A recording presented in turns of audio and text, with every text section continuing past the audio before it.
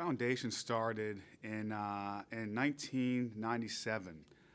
My father had an idea of wanting to capitalize on the popularity of the Tom Joyner Morning Show by putting a charitable component in there.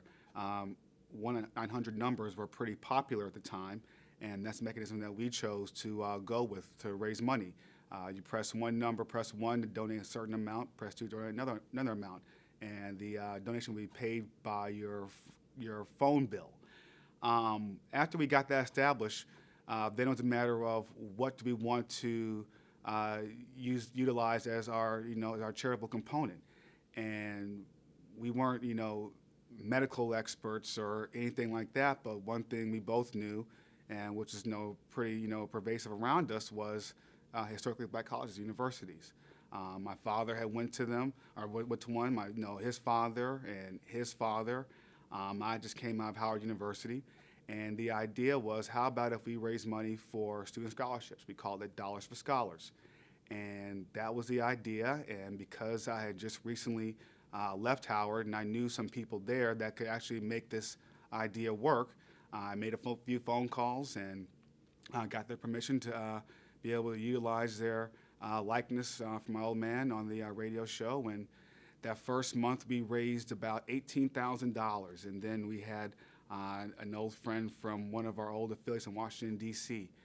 Call in on the last day of that month to round it out to $20,000.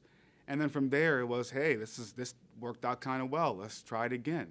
And so after that, I called my brother, who was still enrolled at Florida A&M University, and we got FAMU on board the next month. We're still growing strong as an effort. And so I called, I had my mother, because she was the alumni chapter officer of Tuskegee University at the time, and she called Tuskegee, and Tuskegee got on board. And that was the last time we had to make a call. After that, the school started contacting us. Well, being necessary today is obviously not the same as when they were founded.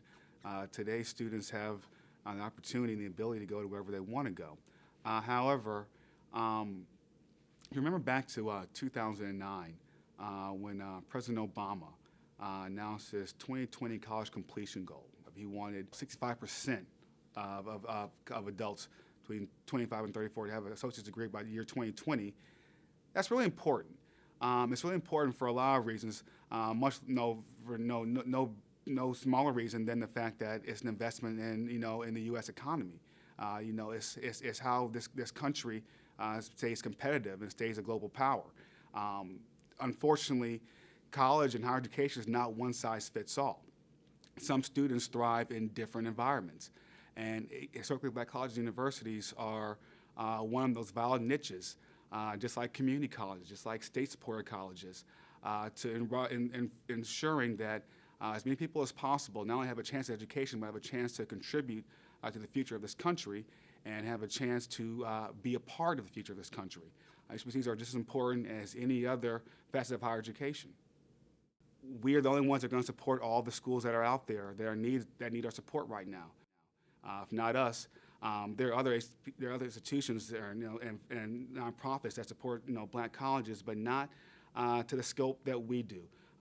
If you give us a donation and then want to find out later on, did it go to this student, or did it go to this region, or did it go to this cause? We can help you do that, because we care. The Tom Joyner Foundation invests in America's future through education.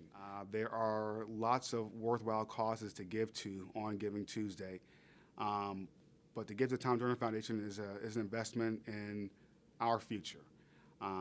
Not just mine, as these are the same students that are going to be taking care of me 20, 30 years from now, but I would like for my children to have the options of going to HBCUs for their post-high school education.